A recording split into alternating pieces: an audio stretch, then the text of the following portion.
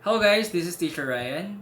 I would like to say thank you to all my subscribers and thank you for watching my channel and my videos. Maraming salamat po for lending and spending your time on my channel.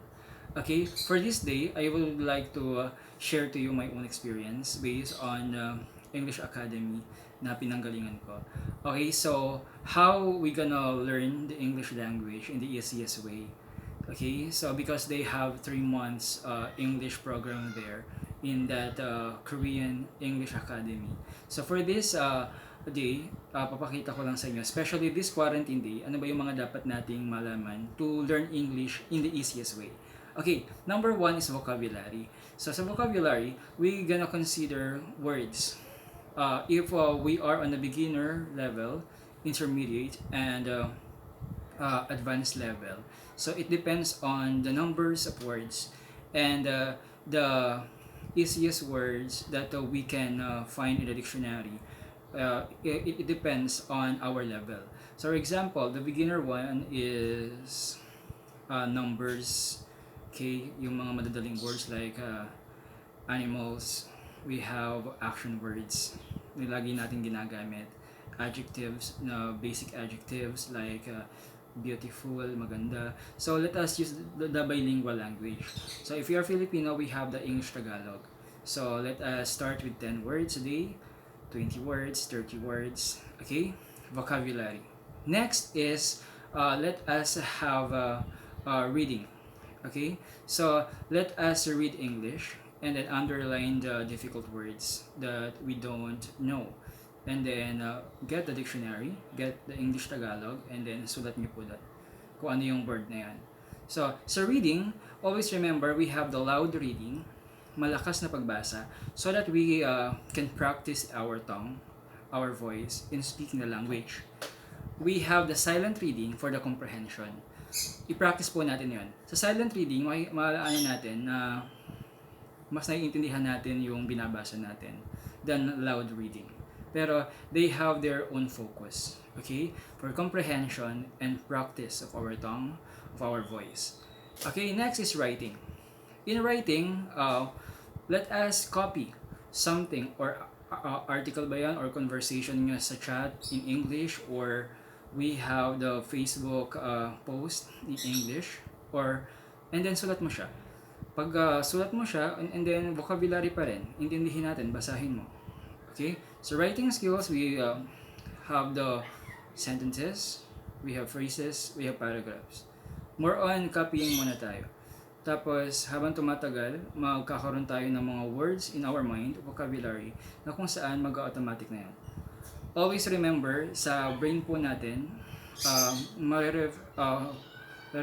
configure ba yan? Or mare-reconnect yan eh. Muscle memory. Masasanay tayo pag lagi tayo nagbabasa, mas matututo tayo. Okay, next is aside from vocabulary, we have the reading, we have the writing skills. Okay, saka tayo magsusulat ng mahaba pag nasasanay na po tayo. Practice writing. Okay, and then read what you written. Okay, next is aside from that, we have the grammar. So grammar is how we gonna use words correctly, yung do's and don'ts. Okay, the basic one is, of course, we should know that is noun, pronoun, adjective, adverb, yung part of speech, and then subject verb agreement, sentences, compound, complex sentence. So papag-aralan yan, nasa internet na po lahat yan, and then so that habang pinapractice natin yan is masasanay tayo araw-araw. So, ang program kasi a day sa academy, 1 hour vocabulary, 1 hour writing, 1 hour reading, and then what I told you, we have the grammar 1 hour. And then they have 2 hours listening skills. So, listening skills, right now, we have our videos or movies that we want to watch, may subtitle. So, ano nagagamit doon? We have the reading, we have the listening skills. Okay? And then, pag nakita niyo yung construction doon, yun palang ibig sabihin ng where have you been? Saan ka galing? Sulat mo. Okay? English Tagalog.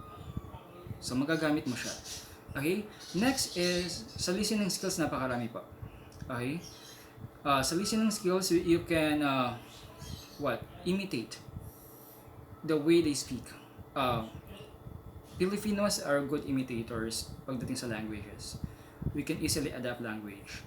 Like Nihongo, Korean, English, Spanish. So it's a matter of imitation. How will you imitate the accent or the way they speak? As I said, we have the learning the language and language acquisition. Pag sinabing learning the language, commonly ito yung ginagawa natin sa classroom. Like what we are doing, yung sa grammar, sa writing, sa reading, sa pag-aayos ng vocabulary. Now, we have the listening skills. Sa acquisition, kahit hindi ka nakapag-aral na formal, basta naririnig mo, especially kung nasa America ka na or USA, you can adapt the language by listening. Okay? Listen to the music, listen to the movies that you're watching. Okay? Next is we have the conversation. So conversation, we have 1 hour or 2 hours conversation is for you to practice the language. Now, if you don't have a friend who can talk to you in English, especially we are here in the Philippines, it's hard for us to speak the language commonly in outside the school. Okay, so ginagawa na lang natin, talk to yourself, practice by talking to the mirror, or think in English. Okay, mindset. Okay, next is we have, aside from the conversation, okay, because nasa acquisition pa rin yung conversation. Napapractice mo eh. As I told you, kahit hindi ka nag-aral, basta may listening and conversation ka, matututo ka. Okay? Next is we have the speaking skills. As I said, you have to adapt it. Okay? So how is that? Sa speaking, if you're watching movies, kasi sa Philippines naman, paglabas natin, hindi natin ginagamit yung language. Pero we are very informed of that. Why? Because from kinder, elementary, high school, hanggang college, ginagamit natin ng English. Okay? Now, so these are the things that we need to consider in learning the English language. We can have our self-study, basta our mindset is practice these skills, competencies in English. Okay? So, that is the things that I wanna advise to you. And even me, I'm still studying. So, I hope that this video could give a bit of information for us, for students, to consider this language, especially nowadays. We need to learn this language to show to people that we can communicate in other nationalities as well. Thank you very much, and God bless you. I'm Teacher Ryan.